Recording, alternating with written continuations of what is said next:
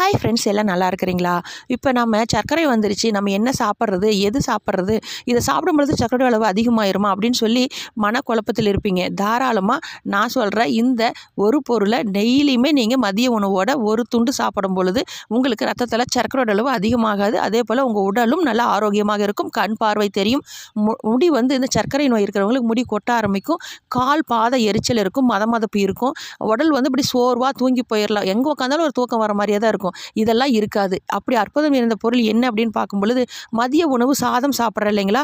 ஒரு கப் சாதம் சாப்பிடும் பொழுது டெய்லி நீங்கள் என்ன பண்ணுறீங்கன்னா, டெய்லி இதை சாப்பிட முடியாது அப்படின்னு சொல்லி கவலைப்பட வேண்டிய அவசியமே கிடையாது. இது மிக விலை கம்மி தான்.